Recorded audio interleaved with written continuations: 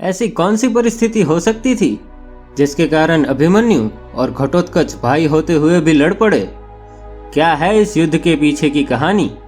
क्या इसके कोई प्रमाण मिलते हैं महाभारत में, या ये सिर्फ एक लोक कथा ही है? चलिए जानते हैं इस कहानी के पीछे का सच। मैं हूं कौशल भट्ट, प्रकल्पम में आपका स्वागत करता हूं।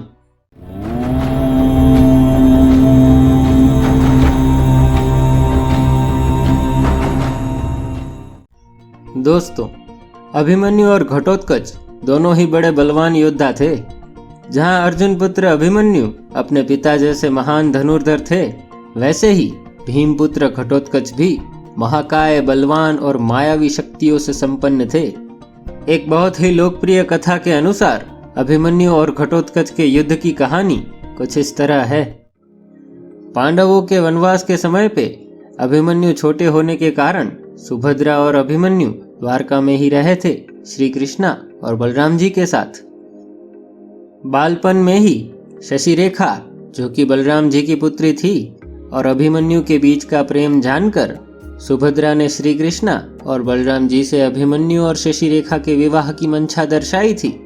बलराम जी ने भी यह प्रस्ताव मान्य किया था, किंतु जब शशि रेखा विवाह योग्य हो गई, तब भी पांडव वनवास जीवन व्यतीत कर रहे थे, और अगर अज्ञातवास के 1 साल में पकड़े जाते तो फिर से 12 साल वनवास जीवन व्यतीत करना पड़ता। तो क्या ऐसे परिवार में अपनी पुत्री का विवाह करना चाहिए? यही विचार बलराम जी को चिंतित कर रहा था। इसी समय में शशि रेखा के लिए दुर्योधन पुत्र लक्ष्मण कुमार का विवाह प्रस्ताव आया। अब क्योंकि दुर्योधन बलराम जी के प्रिय शिष्य थे, तो बलराम जी ने भी शशि रेखा के अच्छे भविष्य का विचार करते हुए विवाह प्रस्ताव स्वीकार कर लिया था। जैसे ही ये जानकारी सुभद्रा को प्राप्त हुई, अविलंब ही उन्होंने श्री कृष्णा से मदद मांगी। अब क्योंकि कृष्णा ने सुभद्रा और अर्जुन का विवाह भी बलराम जी की जानकारी के बिना ही करवाया था, तो इस बार उन्होंने सीधे मदद ना करते हुए भीमपुत्र घटोत्कच की सहाय लेने का सुझाव दिया। श्री कृष्णा के सुझाव के अनुसार अभिमन्यु माता सुभद्रा के साथ घटोत्कच के राज्य हिडिंबा वन की ओर निकल पड़े। वन के रास्ते में अभिमन्यु को वज्रदंस्र नामक राक्षस ने देखा, जो कि घटोत्कच का सेवक था। उन्होंने अभिमन्यु से युद्ध किया।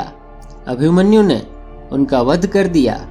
वज्रदंस्र का वध होते देख घटोत्कच ने भी अभिमन्यु से युद्ध छेड़ दिया।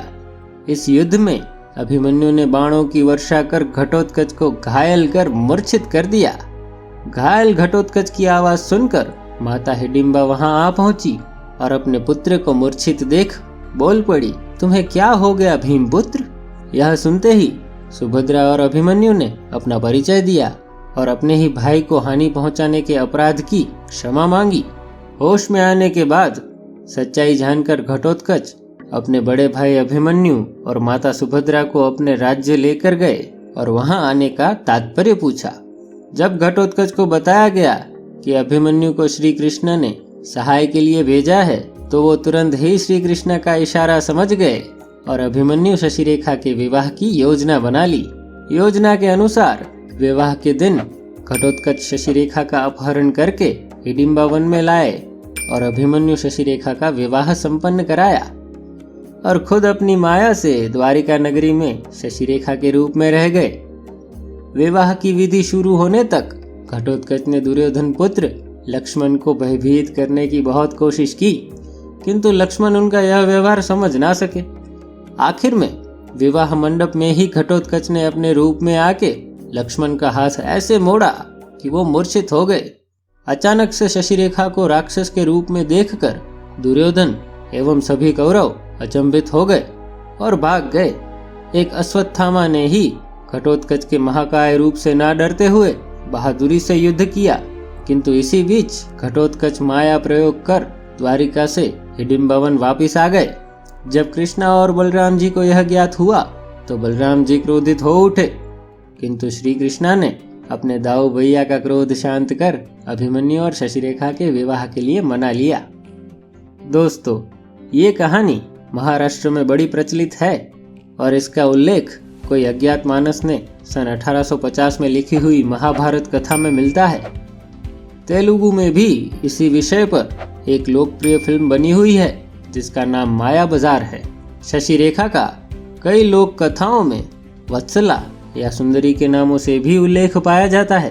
इसके उपरांत कई कार्टून्स में भी घटोत्कच और अभिमन्यु की यह कहानी अलग अलग तरीकों से दर्शाई गई है।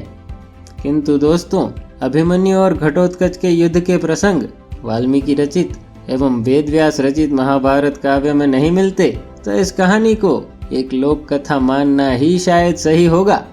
वैसे भी इस कहानी में बहुत सी त्रुटियां हैं, जैसे कि विवाह के समय में श्री कृष्णा और बलराम जी की अनुपस्थिति।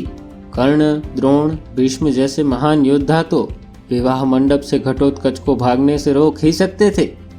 अगर आपके पास इस कहानी से जुड़ी कोई जानकारी या प्रमाण है तो कृपया कमेंट कर लोगों तक सच्चाई पहुंचाने में हमारी मदद करें। वीडियो को लाइक करिए, शेयर करिए और प्रकल्पम चैनल को सब्सक्राइब करिए। आपके विचार हमें कमेंट्स में ज़रूर से बताइएगा। आशा करते हैं कि आपको यह वीडियो पसंद आया होगा। प्रकल्पम की ओर से धन्यवाद।